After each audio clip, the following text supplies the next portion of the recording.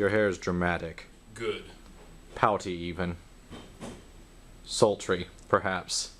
That's not going in the video. Oh, it so is. We're recording. Hello, everyone. Welcome back to another edition of Robert's Raw.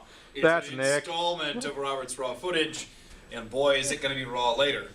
All right, what we have here is Gary Fong's flip cage, flip pod, soon to be released and produced here in Indiana, down in Columbus, where Gary just recently bought a factory. So Hoosier Jobs, thanks Gary. Now, the roll cage does a couple of things. Most notably, protects your camera from drops and dings and bangs and whaps and whatever you're going to do to it, if it's not one of the super tough versions. Now,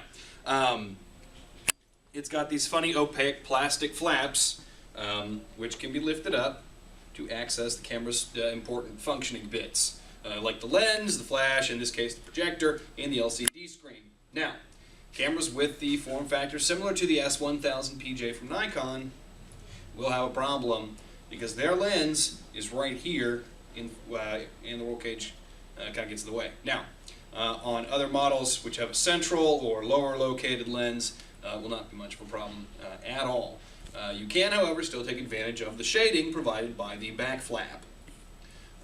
Other uses for this thing, which mounts here on the bottom at your 1/4-20 screw point, and gives you one back. So you can still mount it on your tripod, your monopod, your gorilla pod, your llama pod, any of your pods. You can just mount the 1/4-20 there. Now, also, you fold it down, and you can use it in video as a handy cam style and get some better stability. It's also got standard sized camera strap mounts on the side, and you can use your favorite Canon or Nikon or Mamiya camera strap with your point and shoot instead of that annoying wrist thing, which is pretty cool. And also, notably, can be used as a tabletop tripod. Now, I put my Olympus 410 and 40-150 on the front of this thing, and it held. I don't recommend it for much larger than that, but in a pinch, it'll hold your small SLR, like a D5000 or D3000, up off the ground. The reason I picked the S1000 here is it's the only camera with a projector in it. I wanted to use it as a projector stand as well. Also, it's a beefy little camera, and I want you to see that you can fit it in there. Now, the top does not run flush, and so you want to examine that as well on your models. Now, to show off the advantage of the other advantages of this device, you can set your camera sideways, adjust the railing, and shoot in now a portrait alignment. Why don't you flip that out and show us that railing again real quick? Oh yeah, the railing.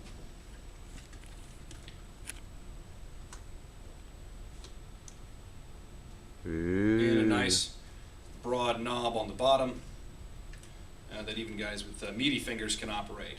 While I've got the camera in this position here, I'd like to point out that it can also be used as a sort of miniature portable macro studio for small things, your rings, your keys, a coin, even parts of a bracelet or watch.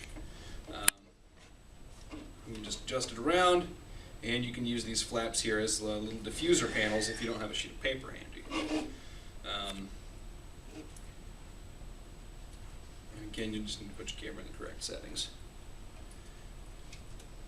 But you've got a portable mini macro studio. Shine your light panels, diffuses it, makes it nice and even, and printer. Also, you can, of course, use your 2-second timer, or 10 if you need that much time, to take a picture of yourself. And we all know that photographers take too few pictures of themselves. Ta-da!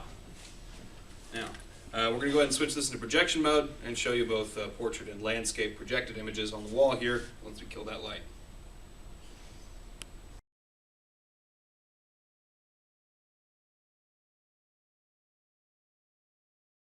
Mode as opposed to landscape, as is typical. Set your camera. And there you go. And you can display on its side as well, which you can't do with the stand that ships with the PJ. Now, here to show you the close shots I took. Quick and dirty without actually using the diffusing panels, but again highlighting the macro capability and the ability of this little device to hold your camera in a macro ready position. And again, this has been the most recent installment of Robert's Raw footage with Gary Fong's Flip Cage, Flip Pod. It functions as a cage protector for your point and shoot, as well as a front and rear lens shade, portable macro studio. It adds standard strap holders and protects your camera.